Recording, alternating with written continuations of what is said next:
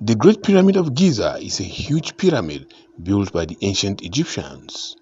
It is the oldest of the seven wonders of the ancient world and the only one to remain mostly intact. When it was built, it was 146.5 meters and 481 feet tall. It remains the tallest building in the world for over 3,800 years. However, visiting the Great Pyramids of Egypt is no small feat. When Lai Mohammed, in company of members of his entourage to Cairo, arrived at Giza to feel the ancient pyramids, it was a rare opportunity. With its status now a tourist destination, these solid masses of stones have a passage which leads to the small subterranean burial chambers underneath.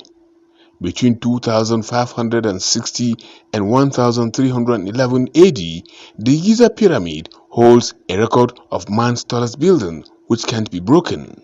The shape of the pyramids may have been designed to evoke the rays of the sun streaming between heaven and earth. The Great Pyramids of Giza is said to have some connection to the heavens as they are large enough to be viewed from outer space and are clearly identifiable.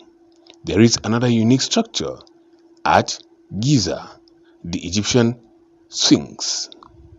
The Great Sphinx of Giza, commonly referred to as the Sphinx of Giza or Great Sphinx, it is a limestone statue and a mythical creature with the head of a man, the body of a lion facing directly from west to east.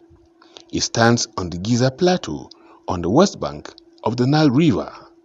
The face of the Sphinx appears to represent the pharaoh.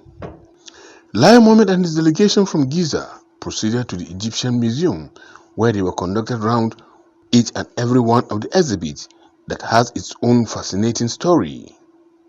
But the sheer number of items contained in the Egyptian Museum means it is necessary to be selective during a visit with a major highlight as the famous pharaoh. Talking to Lai Mohammed and members of the entourage was quite revealing. What the Egyptians today are enjoying, 5,000 years ago, some people built this pyramid, labored for their country, for their king, to put this magnificent edifice. It's been a learning experience for us, for me in particular. Look at the geometry, look at the physics involved. Then to those of us who are very spiritual, we say this is another indication that yes, there is a supreme being somewhere. Any lessons learned?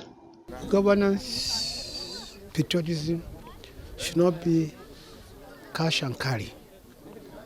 It's long-term investment. I can imagine wherever the kings are today, 5,000 years ago, they would not expect this to be a major revenue earner for Egypt. Not just a revenue earner, but just put Egypt on a global map. You can't talk about pyramids today without talking about Egypt. You can't talk about tourism without talking about Egyptian pyramids. So we should look at nation building as a long-term project, long-term investment that will survive all of us. Yeah, we've got to protect our heritage. The Egyptians are good at protecting their heritage. This is an Egyptian heritage. It is protected, and it brings a lot of pride to Egypt. In addition to the pride that it brings to Egypt, it brings a lot of resources to Egypt. That you can keep history for the future and see how they are making a lot of money, how people come to see their history. So, the lesson I learned is we should go back home, and I'm happy that our minister is around, is with us here. Let's go back home and see what we can put together to make people come to our country to tell our coming generation, and the present generation and the coming generation our history. We have historical places that I think we need to make sure that we utilize them in the best way possible. These are money spinners. If we use them very well, Nigeria stands to get a lot of money from them.